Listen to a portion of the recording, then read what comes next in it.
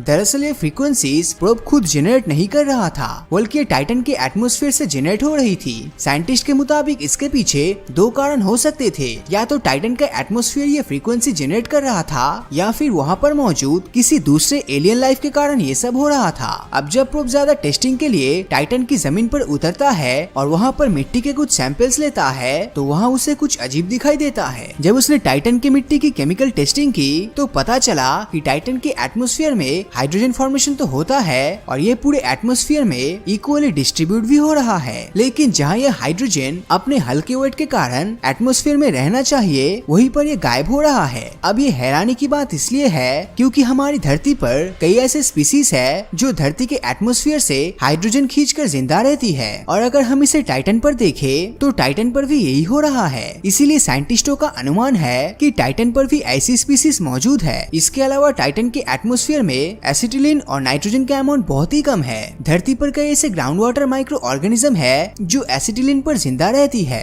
इसीलिए पॉसिबिलिटीज है कि टाइटन पर भी ऐसे ही माइक्रो ऑर्गेनिजम्स है। लेकिन इन माइक्रो ऑर्गेनिजम्स के बारे में सबसे खास बात ये है कि ये पानी में नहीं बल्कि ईथेन और मीथेन में रहता है। साइंटिस्ट के मुताबिक यही माइक्रो ऑर्गेनिजम्स टाइटन के एटमॉस्फेयर में नाइट्रोजन की मात्रा बढ़ा रहे हैं, और यही नाइट्रोजन साइकिल हमें धरती पर भी दिखाई देती है। टाइटन पर होने वाले वोल्केनिक इरप्शन भी इससे जुड़ी लाइफ के बारे में काफी कुछ बताता है। जब साइंटिस्ट ने इसकी मिट्टी के सैंपल्स की जांच की तो उन्हें पता चला कि टाइटन पर होने वाले वोल्केनिक इरप्शन में गर्म दहकता हुआ लावा नहीं बल्कि बर्फ जैसी ठंडी अमोनिया और मीथेन निकलती है, और ये दो सब्सटेंसेस ऐसे हैं जो किसी भी लाइफ की उत्पत्ति के लिए बहुत जरूरी होता है। वैज्ञानिकों को इस बात पर बहुत ही विश्वास है कि टाइटन पर भी लाइफ है, हालांकि ये लाइफ ऑक्सीजन पर नहीं बल्कि मीथेन पर सरवाइव करती है। टाइटन पर लाइफ है या नहीं, इस बात को लेकर साइंटिस्ट अभी तक श्योर नहीं है, लेकिन सवाल ये आता है कि क्या होगा अगर टाइटन पर किसी और प्लेनेट से कोई और लाइफ सेंड किया जाए, तो क्या वो वहाँ पर सरवाइव कर पाएगा। टाइटन एक ऐसा मून है जिसके कई कंडीशंस धरती से मैच करता है। जैसे धरती के एटमॉस्फेयर में पानी के ऐसे छोटे ड्रॉप्स है जो इसका कॉस्मिक रेडिएशन से बचाव करता है, ठीक उसी तरह टाइटन के एटमॉस्फेयर में भी इथेन और मीथेन इसका कॉस्मिक रेडिएशन से बचाव करता है, जिस कारण यहाँ पर रहने वाली लाइफ को प्रोटेक्शन मिलता है। टाइटन के एटमॉस्फेयर में लाइफ के लिए जरूरी ऑक्सीजन ही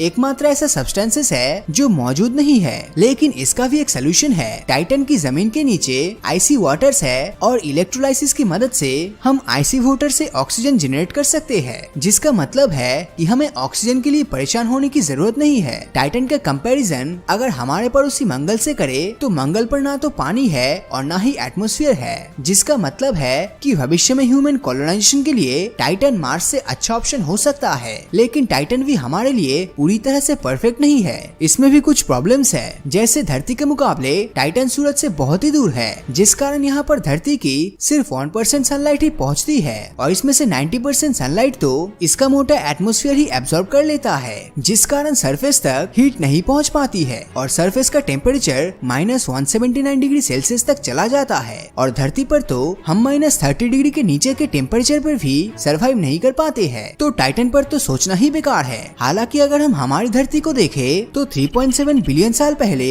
धरती भी टाइटन जैसा ही थी, लेकिन इसी दिन हुए एक इलेक्ट्रिक स्पार्क ने सब कुछ बदल कर रख दिया। धरती पर मौजूद फास्फोरस और हाइड्रोकार्बन्स को ब्रेक करके इन्हें आरएनए में कन्वर्ट किया, और आरएनए कंबाइंड होकर डीएनए में कन्वर्ट हुआ, जिससे एक यूनिसेलुलर ऑर्गेनिज्म की उत्पत्ति हुई, और फिर यही यूनिसेलुलर कंबाइंड होकर मल्टीसेलुलर बने, और फिर आगे चल के यही से इंसानों की उत्पत्ति हुई। अब अगर देखा जाए तो टाइटन की हालत भी धरती के शुरुआती कंडीशन जैसा ही है, इसलिए इस बात की पॉसिबिलिटीज काफी ज्यादा है कि फ्यूचर में टाइटन पर भी कुछ ऐसा होगा जो यहाँ पर लाइफ के एग्जिस्ट करने में मदद करेगा। हालांकि टाइटन में कुछ ऐसे चेंजेस हो रहा है जिनके कारण देखने पर ऐसा लगता है कि टाइटन फ्यूचर में खत्म हो सकता है, और इसे इतना टाइम नहीं मिलेगा कि यहाँ पर लाइफ एग्जिस्ट कर सके। फ्यूचर में क्या होगा ये तो किसी को नहीं पता, लेकिन आपको क्या लगता है, क्या टाइटन पर कोई लाइफ है, और क्या इंसान कभी टाइटन पर रह पाएगा या नहीं? अपनी राय नीचे कमेंट करके जरूर बताएं। और अगर ये वीडियो आपको अच्छा लगा हो तो इस वीडियो को लाइक और अपने दोस्तों के साथ शेयर करना मत भूलना।